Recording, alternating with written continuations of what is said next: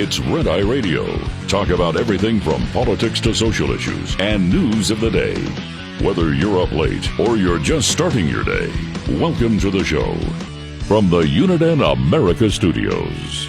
For Gary McNamara and Eric Harley, Dan Mandis, this is Red Eye Radio. 866-90 Red Eye is the phone number, 866-907-3339. So, Hakeem Jeffries has taken to the podium on the floor of the House of Representatives. So I was playing some audio for you earlier, and I'm just the hyperbole and all of the things that the Democrats are saying is just fear mongering. And so the more that I listen to these Democrats, the more I realize that the Republicans apparently going to be able to pass the big, beautiful bill is the right thing. It's going to give us a lot of momentum. Is it going to have a positive effect on your economy? I do believe that it will. Are there some negatives to this bill? Abso-flippin-lutely. There are going to be some negatives. I fully understand that. But when it comes to your wallet, when it comes to your bank account, when it comes to you being able to afford the things that you need, this bill will help. I'm going to play you some audio of Hakeem Jeffries. Now, if you don't know who Hakeem Jeffries is, he is the minority leader in the House of Representatives. And so he's really upset. I mean, he's got a look on his face. He's angry. He's befuddled. And he cannot believe that this big, beautiful bill was actually able to pass, which it hasn't yet, but I believe that it will. Mr. Speaker, I rise today in strong opposition to Donald Trump's one big, ugly bill. Ooh. This disgusting abomination, the GOP tax scam that guts Medicaid, rips food from the mouths of children, seniors, and veterans, and rewards billionaires with massive tax breaks. You know, I listened to this, and I just wonder if they get tired of the same talking points, because these are the same talking points that they use for everything that the Republicans ever want to do, like everything. And so when I hear this, it's like, why did you ever come up with anything new? It's always children are going to die, old people are going to die, the world's going to end, and it never happens.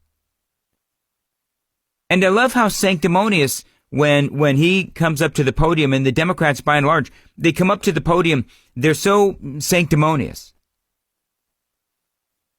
They're so angry, they're so upset because the Republicans are going to do this to the American people.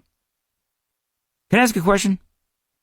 Where were they when Joe Biden was destroying our country 4 years ago, or over the last 4 years? Where were they? Where were they? And where was all this righteous indignation when Joe Biden had inflation up over 9%? Where was all of this righteous indignation when illegal aliens were streaming across our southern border? Where was all of this righteous indignation? Where was all of this concern for the veterans? I would say to Hakeem Jeffries during the botched pullout of Afghanistan. Where was all of this concern for the veterans when Joe Biden's vaccine mandates forced them out of the military?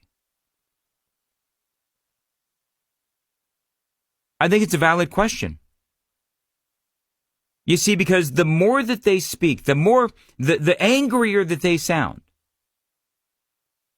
the more I sit back and I think, well, these are the same people that sat there and watched a president who clearly was not of sound mind destroy America. Just remember that as Hakeem Jeffries continues to speak. Every single Democrat stands in strong opposition to this bill because we're standing up for the American people.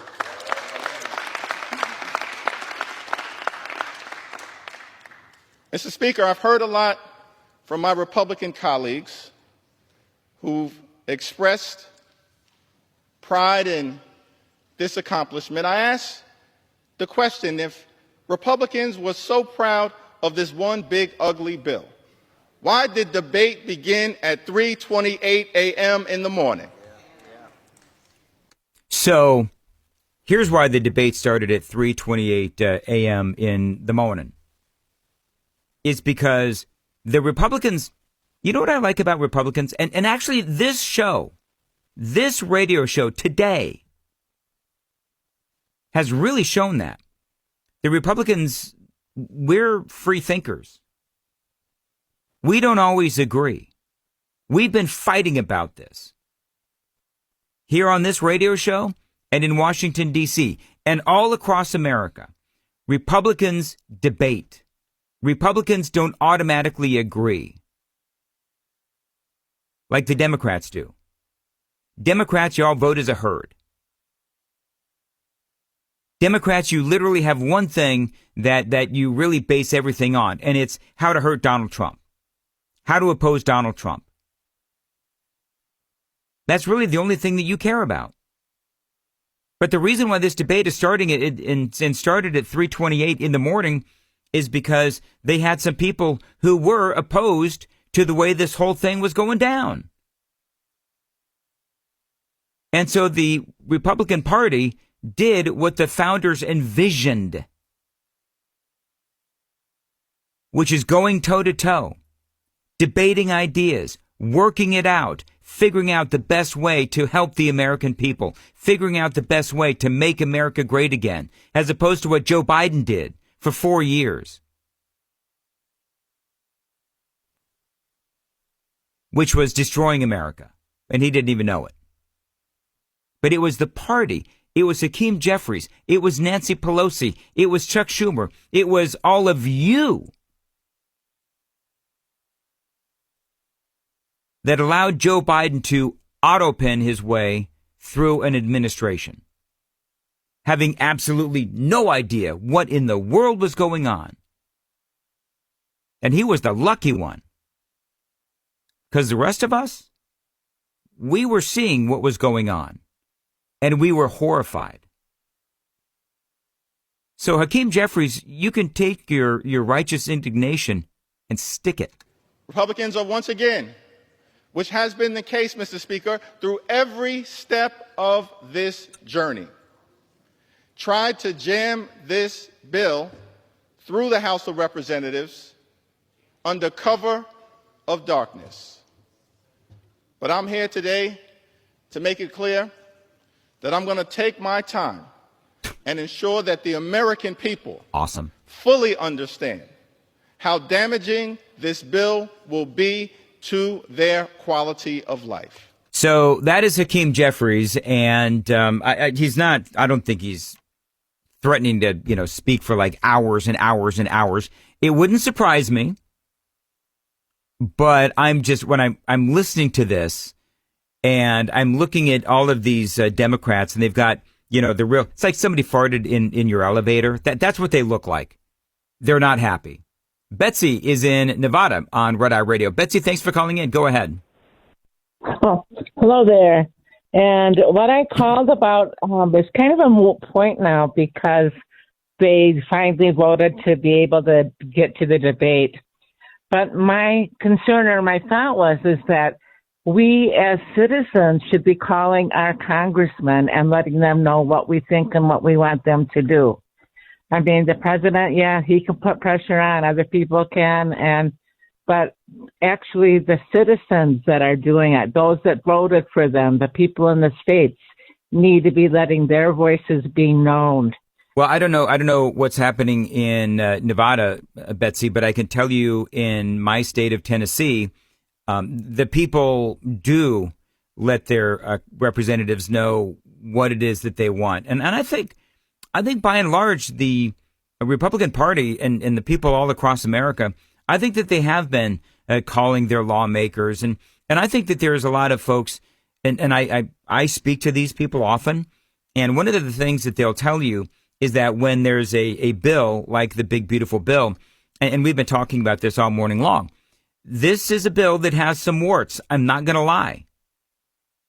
I'm not up here advocating for the bill. I am fully admitting, man, that I am worried about some aspects of this bill. But there's a lot of good in it, too. Don't let the perfect be the enemy of the good.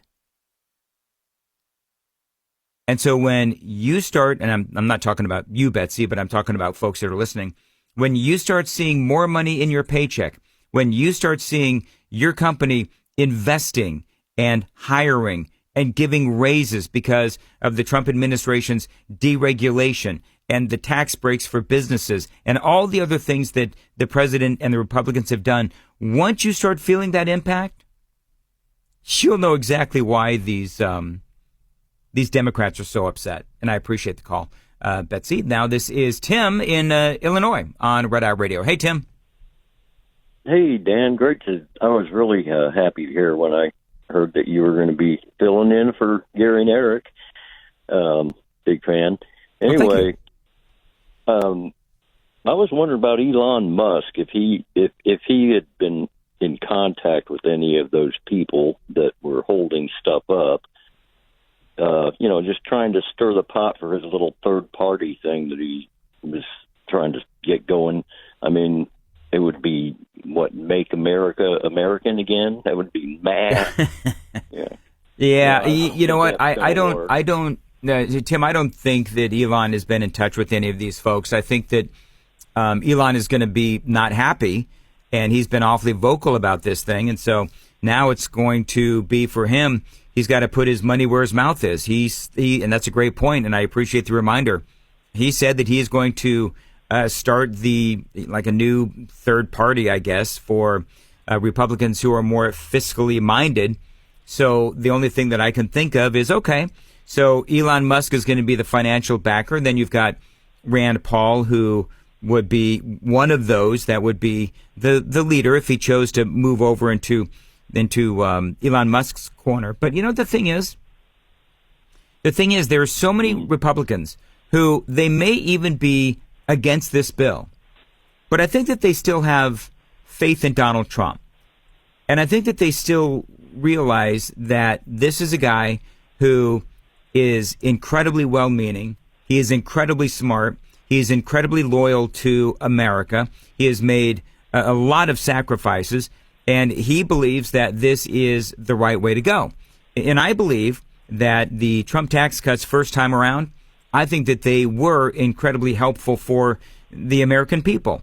So even though there are things in this bill that I don't like, I'm going to have to trust that the president is doing the right thing. What say you? Well, you said it before. I think the warts that are on this bill are far more attractive than the pus that was oozing out of what the Democrats all passed with the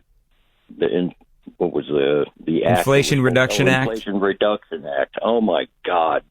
They don't have any room to talk about killing. Yeah. Oh no. Oh, I'm sorry, Steve, but you're absolutely right.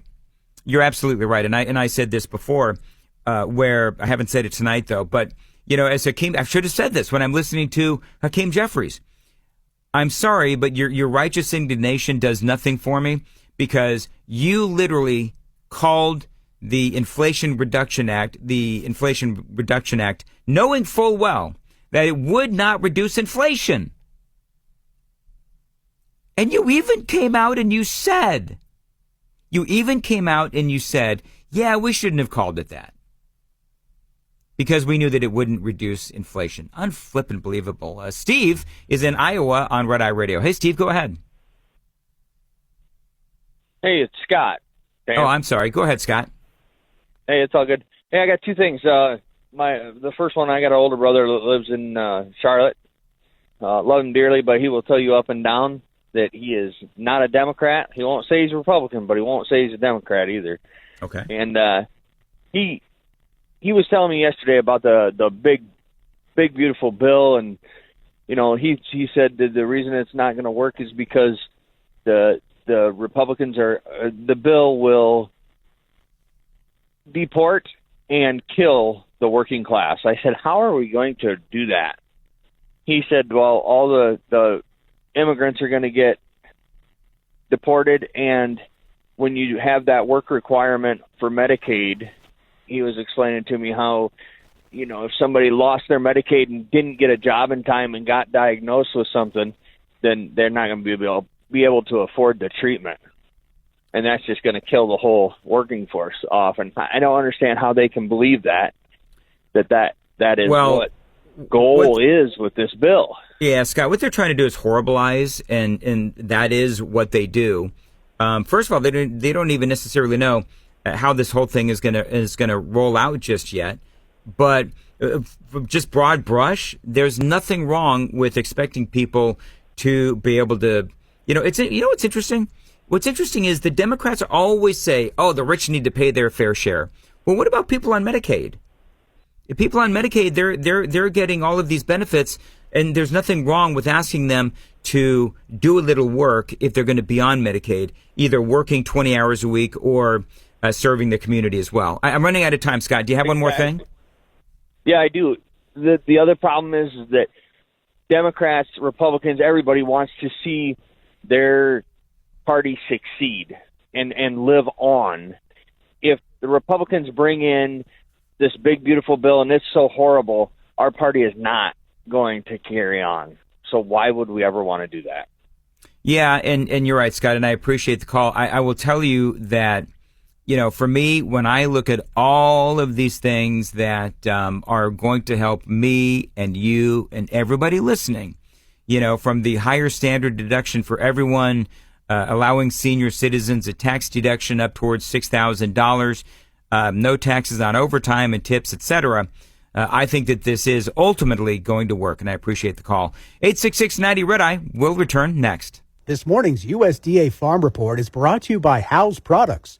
Tested, trusted, guaranteed since 1920. 4th of July cookouts are coming up, and according to USDA livestock analyst Michael McConnell, regarding what's available at the meat counter, USDA, we're currently projecting that total red meat and poultry is actually going to decline by a fraction of a percent next year, by 0.2%. Realistically, plenty of supply, particularly for pork and chicken. We're expecting production for those two species to increase for pork by about 0.7% and for broiler chicken meat by about 1.2%. So we're expecting to see production growth in 2025. However, relatively speaking, that growth of production is fairly modest. But just enough of less total meat production that we have been seeing relatively higher prices, both in terms of wholesale prices that we see published by the USDA, as well as retail prices seen published by the Bureau of Labor Statistics. But it's not just those tightening meat supplies behind prices, it's demand, especially for beef. However, retailers are using feature sales and in-store deals to attract consumers to the meat counter this holiday. I'm Rod Bain reporting for the U.S. Department of Agriculture in Washington, D.C. This report brought to you by Cenex Fuels and Lubes. Get in touch with Red Eye Radio, toll free at 866-90 Red Eye.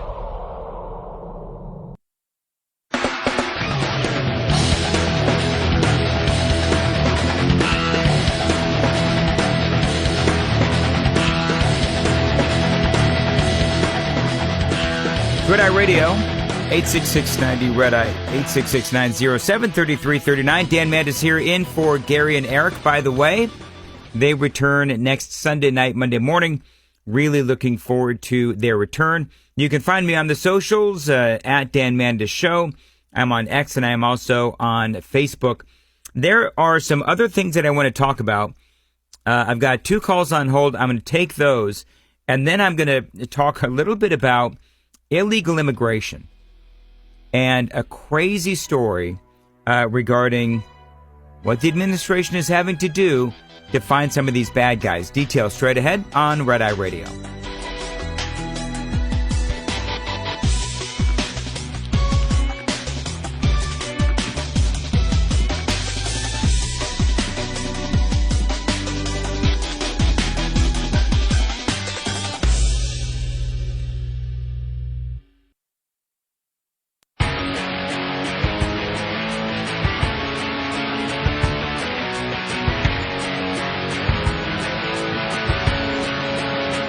Red Eye Radio from the Uniden America Studios.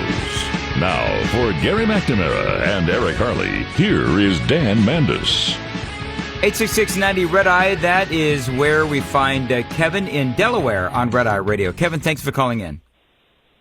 Hey, Dan. Hey, you gave a great laundry list of what, the righteous indignation missing. Where were they? My question is why, but all they want are sound bites because, as Scott mentioned his brother, that's what their people listen to, sound bites. And they form their opinions on that and not facts. And so the question becomes, where is the Republican who, quote, rises to counter these statements that are being made by Hakeem Jeffries and other Democrats that are total lies, and say, where were you when, blah, blah, blah. For example, they're concerned about the children. I mean, you and I, anybody who's got any interest or pays any attention knows that the Biden administration lost hundreds of thousands of children. Where were they concerned about that? And it goes on and on and on, whether it's environment, climate change. They manage to squeeze everything in to these sound bites and just get their constituents who are rabid fired up. So that's the question, and I know a lot of politicians and their staffs listen to this show. Why don't one of them stand up and, or as they like to say, rise to and put out the stuff that you put out?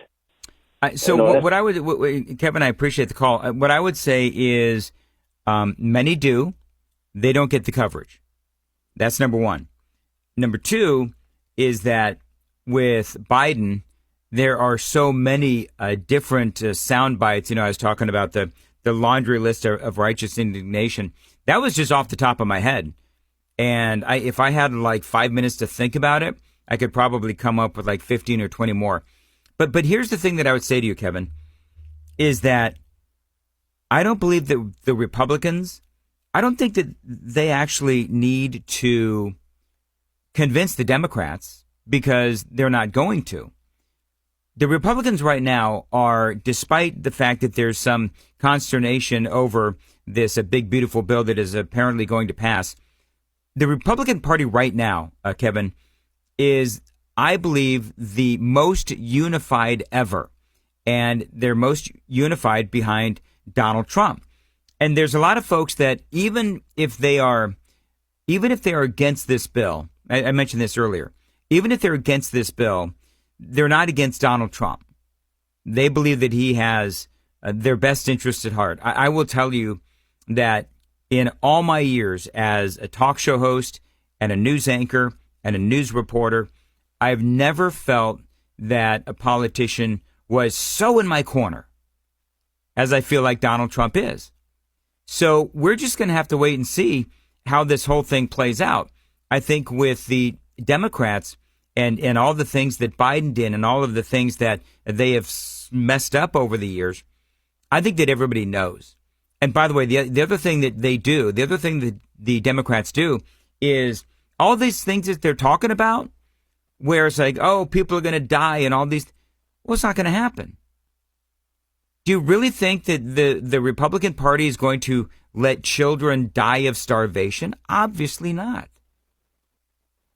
And so what they like to do is they like to say all these things that, again, ultimately never happen. I mean, they've been telling us that, the world was going to end because of climate change and global warming and all that stuff. They've been saying that for years.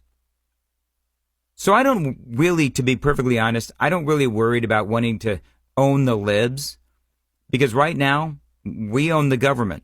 And I think that right now, if this bill actually does pass, and I do hope that it does, I think that the sky is the limit as far as what is next for our party and our country. And I appreciate the call, Kevin. Jake is calling from Oregon. Jake, thanks for calling in. Go ahead. Hey, you're hitting it real well there. I want to say to everybody that's been listening to you, whether it's yesterday or now, get excited. Momentum, absolutely. What I really pray is, as you've mentioned too, that this will pass And tomorrow, or I should say today, when President Trump's in Iowa, in Des Moines, and they're celebrating the 4th of July there, that he'll be hosting the 4th of July and having a great time. And Mayor Blas in L.A. can cry like a little baby woman because she don't want to celebrate the 4th of July because this is a great country. And what we need badly is for this momentum to spill into this state that I live in so that we can start cleaning up our uniparty system, which has been strangleholding us for so long here in Oregon, Washington State, California, and go further with that. And then one other comment, too. We got to stop that poison communism that is growing and festering in New York City. That's the next thing that needs to get knocked down domestically. I really, really am watching that, and I know the president is too, Dan. He is, Jake, and I appreciate the call and great comments. You know, the thing about the guy in Mandami, is that what his name? In New York, is he is clearly such a train wreck, democratic socialist and all that. But, you know, there's part of me that and I've said this on my local show, and I think I've said it on Red Eye. Part of me just wants to see New York burn, because I think that this guy, even though you've got Chuck Schumer and Hakeem Jeffries and some of these other people that they're not real excited that he is now really going to be made the face of the Democrat Party. I think that when you look at what's going on in places like Los Angeles and San Francisco and some of these other towns, some of these other cities and states, it does reflect poorly on the Democrat Party. This would be the same thing. Dude, you want to defund the police? You go right on ahead. We'll see how that works out for you. And when the murder rate skyrockets and when all the stores end up going out of business because he's got his city-owned stores and he's going to be defunding the police and sending social workers to the crime scene, we'll see how that does in New York. And if people stand up and take notice of how he ultimately, if he ends up winning, how he destroys New York, then ultimately that message is that the right way to govern is through conservatism and through free market values and funding the police, not defunding the police, and so on and so forth. I appreciate the call. Jake, I'm in the state of Tennessee.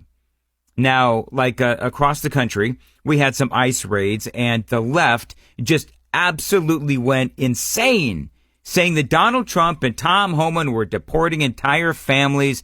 Innocent Tennesseans were being disappeared off the street, and just, you know, a lot of screaming. Well, the numbers are in. Deport the worst first. It was a promise made by the Trump administration from the beginning. As President Trump committed to, we're going to remove the public safety threats and national security threats first. And that's what we're out doing throughout the country. And in Tennessee, new data from ICE shows that's generally been the case. According to the numbers obtained through a public records lawsuit first released by the Deportation Data Project, about 80% of people ICE have arrested this year in Tennessee have either had a criminal conviction or a pending charge. 80%. 80%. And, you know, some of those guys that were arrested, they were involved in murders and child sex crimes and rape and assault and robbery. But, you know, you hear yeah, Tennessee is a conservative state, but we have the same knuckleheads that you have in some of your states, you know, where you've got a conservative state, but then you've got the knuckleheads in like the big city. We've got them here. And so it's the same all over the place, is that the people on the left, they scream about all of these immigrants, oh, these innocent immigrants. And, you know, we're getting rid of all the brown people. I mean, that's what they say, right? Well, that is, number one, inaccurate. These folks are not immigrants. They are illegal aliens. That's the first thing that they always do. And we're not trying to disappear brown people. I mean, that is obviously just silly. But if the issue was immigrants, then guess what would happen? All immigrants would be deported. But that's not what's happening. That's not what's happening not only here in Tennessee or Nashville, but that's not happening across the country. We're not getting rid of immigrants. We're getting rid of illegal aliens. And by and large, we are getting rid of violent illegal aliens. Again, It's the worst that have gone first. Republican lawmakers aren't shocked by the stats. President Trump has indicated that he is after the criminal illegal aliens in the country. And so it doesn't surprise me that the professional officers with ICE are doing exactly what they said they would do. And they're doing it full force. The number of ICE arrests each day in Tennessee has more than doubled, according to the data, increasing from 6.8 per day last year to almost 17 today. That adds up to almost 2,700 arrests made so far this year. Almost 45% of them convicted criminals, almost 36% with pending criminal charges, according to the data. Listen to the numbers. That is a report by Channel 2 here in Nashville. And the Republican quoted is a guy by the name of Lee Reeves. Now, the reality is that here in Tennessee and in all those Republican-led states across America, and by the way, all of those battleground states that voted for Donald Trump, a lot of that was based on the topic of mass deportation. Donald Trump won the election in 2024 based on mass deportation and other things, but that was a big part of it. Now, the other issue in this report is the fact that, yes, while getting the worst here in Tennessee, ICE also did grab some other, simply put, illegal aliens with no violent criminal records. But the first weekend of May seems to be an outlier. Tennessee Highway Patrol targeted a predominantly Hispanic area of Nashville with traffic stops, while ICE agents followed along. According to the data, nearly 70% of those arrested statewide during the first weekend of the operation had no criminal record. But Republican Representative Lee Reeves argues the people arrested still broke the law by being in the country illegally. He hopes more law enforcement agencies enter agreements with the feds so local police can have the power to enforce immigration laws. Look, that lawmaker Lee Reeves is right. And the thing is, we didn't really do these people any favors by allowing them to stay in our country basically till further notice. We didn't. They came in, they snuck in, and now when they have to suffer some consequences or some ramifications, everybody gets all upset. Do I want the worst to go first? Absolutely.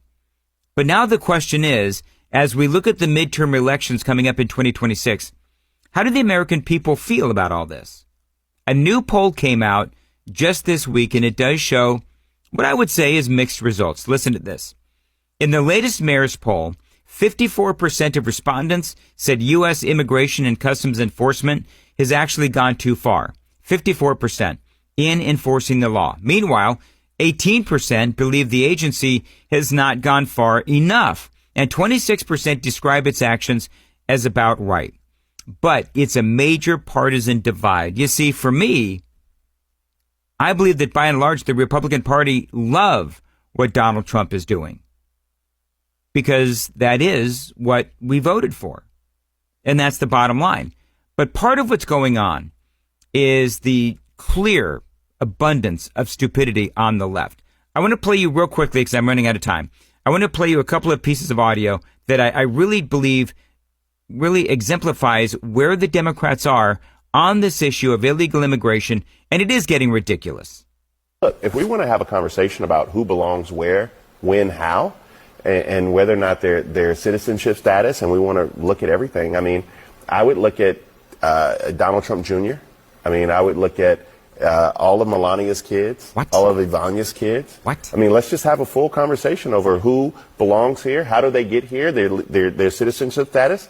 Let's just have a full discussion about all of it. Why is that not on the table right now? It's not on the table because you're missing the point. So just so you know, the point he is trying to make is that the president's children were born before their mothers became official citizens.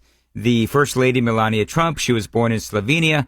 She became a U.S. citizen in 2006. That same year, Barron was born. I'm not sure what month she became official, but that's what his point is. And Donald Trump's first wife, Ivana, became a U.S. citizen in 1988. Ivana became a U.S. citizen in 1988. Trump Jr. was born in 77. Ivanka Trump was born in 1981, both before Ivana became an official U.S. citizen. But he is completely missing the point. And I'll tell you what that point is coming up next on Red Eye Radio. Lines open for your calls. 866-90-RED-EYE on Red Eye Radio.